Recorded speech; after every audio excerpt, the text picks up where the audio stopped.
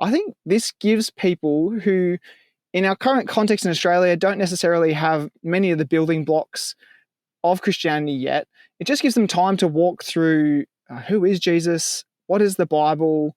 Is it reliable and trustworthy? What's this? What is sin?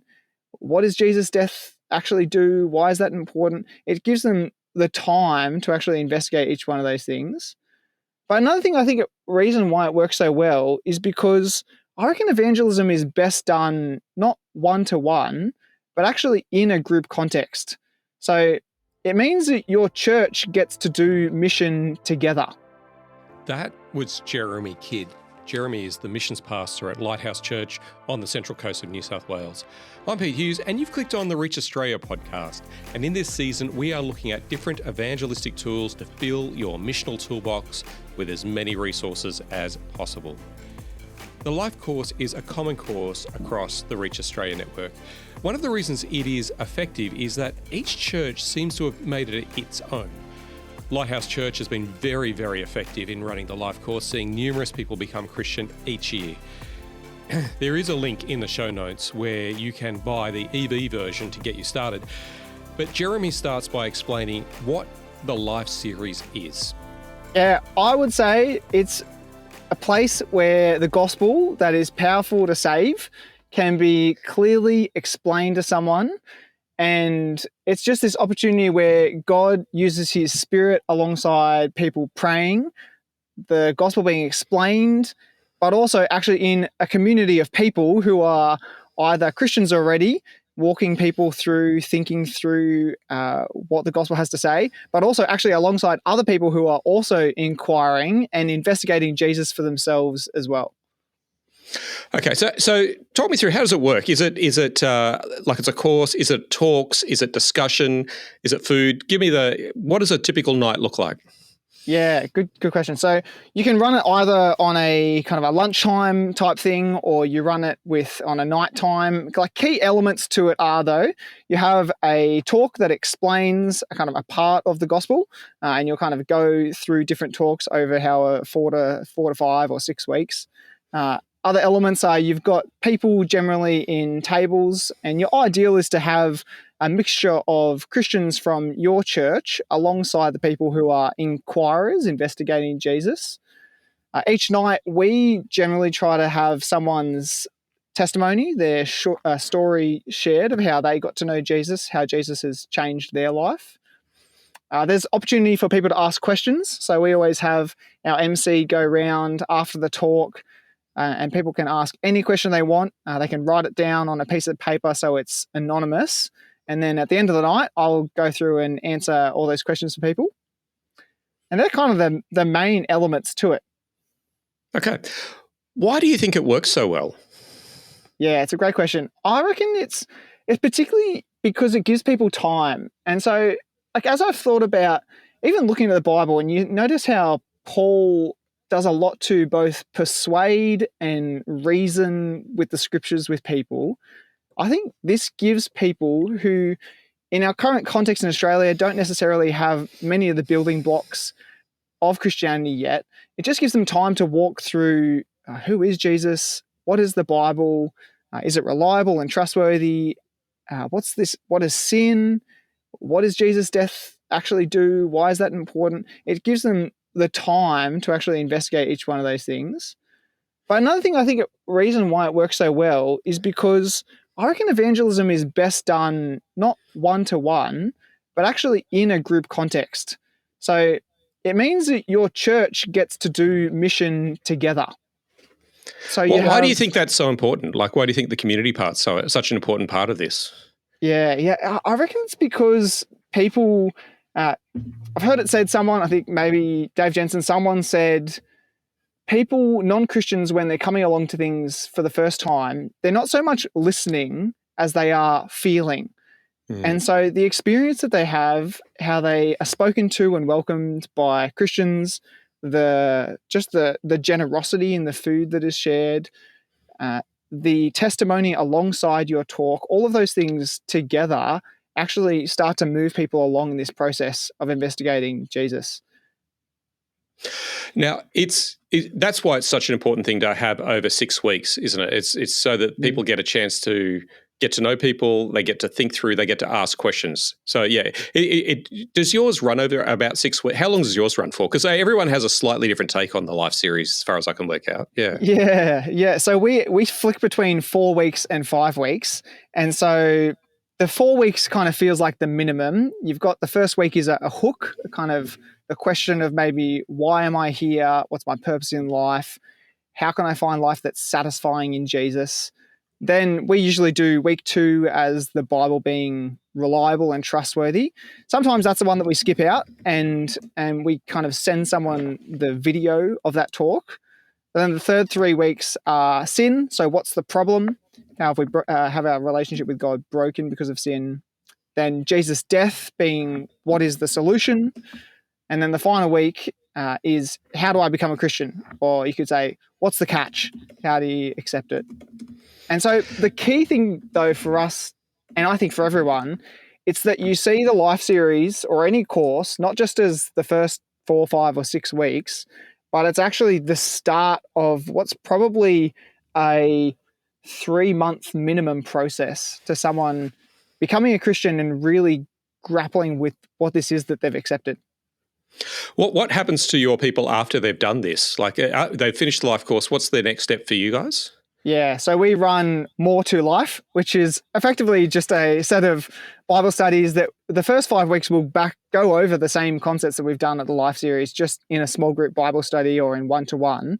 And then we'll do specific studies that are just going to be helpful to someone who's brand new to Christianity. So what is God's word? How is that God speaking to us? What is prayer? What is church? Foundational things that we think are going to be helpful. And you can just keep going and going until someone's really at the point that you feel like they're ready to step into a growth group. Well, let me come back to the life course. They will jump into a Bible study after that. Is that right? Yeah, our aim is that once we know that they're definitely a Christian and they've kind of gone over some of these foundational things, we want them to do our Connect series to kind of get welcomed into church and understand, how's the Bible shape what we're doing as a church at Lighthouse?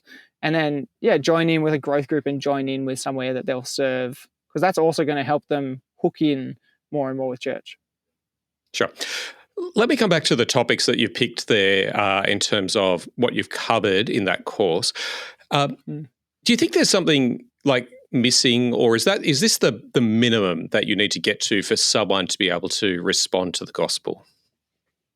Yeah, we think it's kind of like the minimum, and a lot of what happens is the clarification comes in the follow-up Bible study. So the helpful thing we find is that by the end of you have a feedback form at the end, and you can kind of get a bit of an idea of where someone's at based on their response to 2 key questions.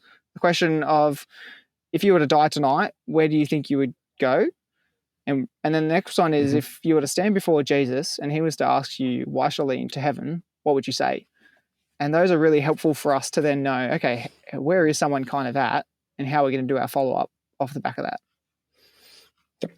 Now, have you actually had to make any modifications to it just to do with your particular context of dealing with the people that you're trying to reach?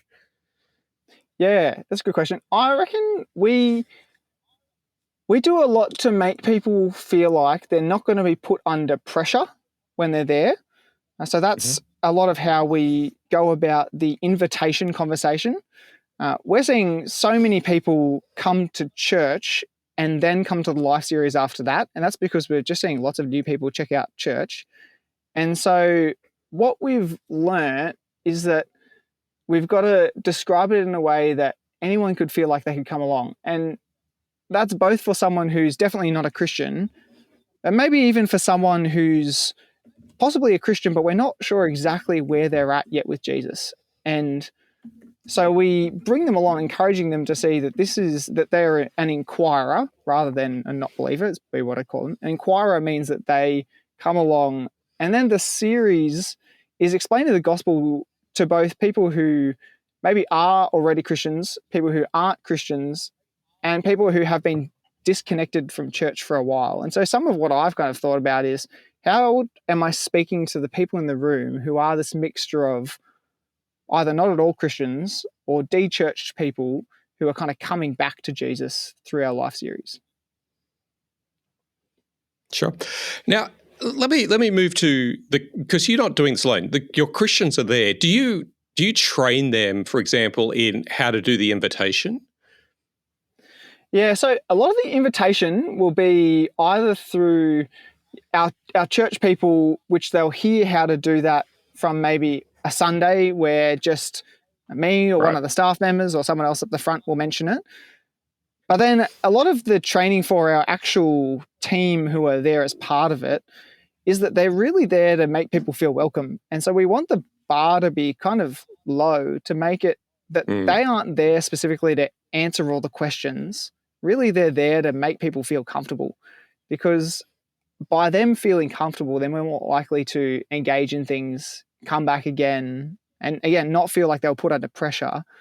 That then helps us walk them along in this journey, knowing that later down the line, they'll be able to go potentially in that follow-up study more in depth into things if need be.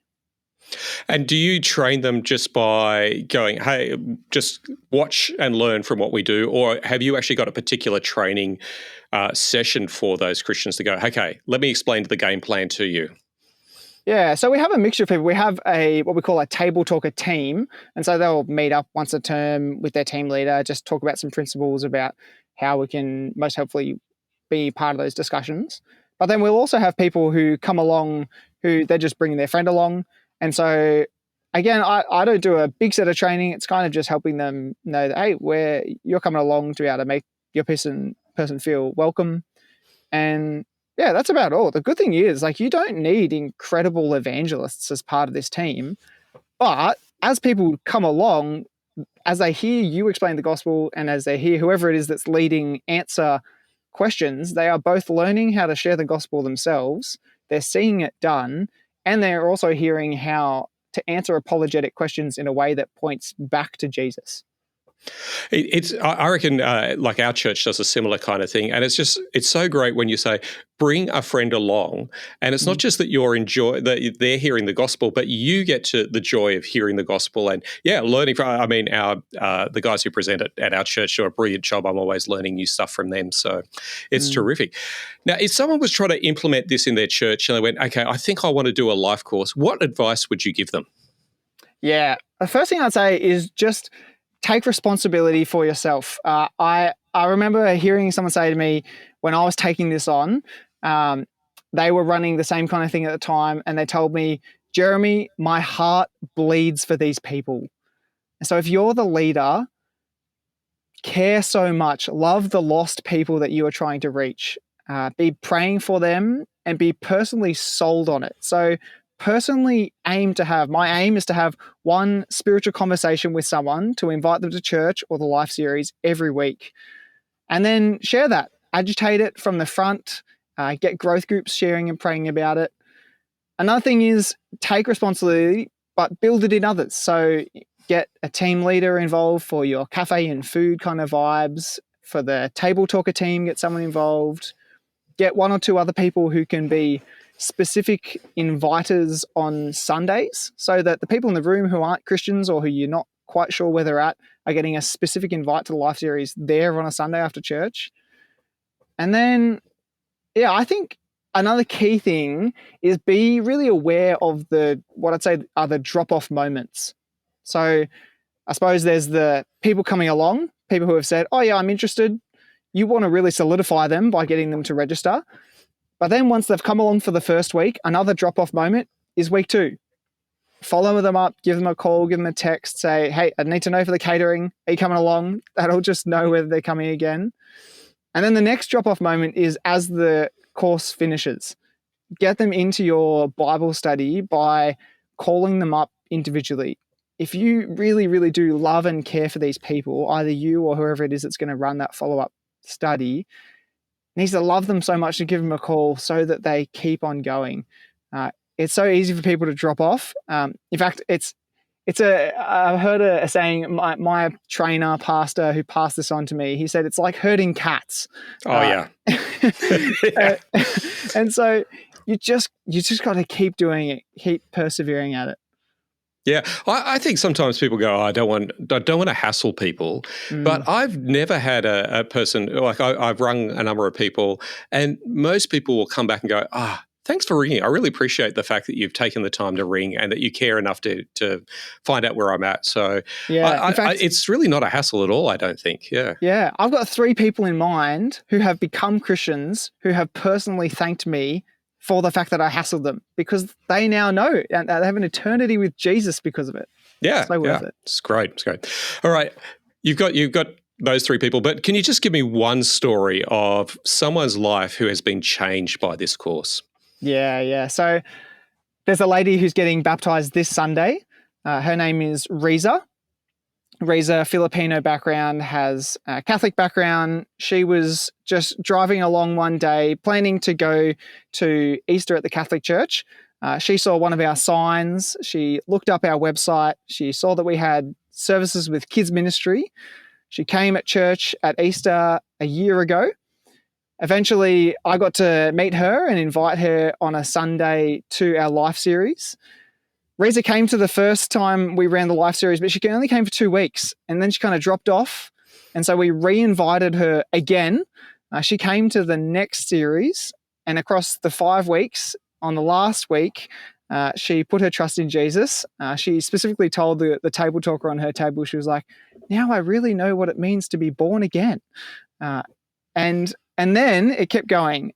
Riza then invited and brought along her 2 teenage kids, 14 and 16, Isabella and Alfonso. They both became Christians at the next series. And then we talked about, what's baptism? And she was like, oh, great, we can get baptized all together as a family. So they're getting baptized this weekend, and it's super exciting. Wow, that's such a great story. It's such a great, of the parable of the 4 soils. That's such the 4th soil. It's not just that they've become Christian, they're passing on to others. She's seen others become Christian. That's a great story.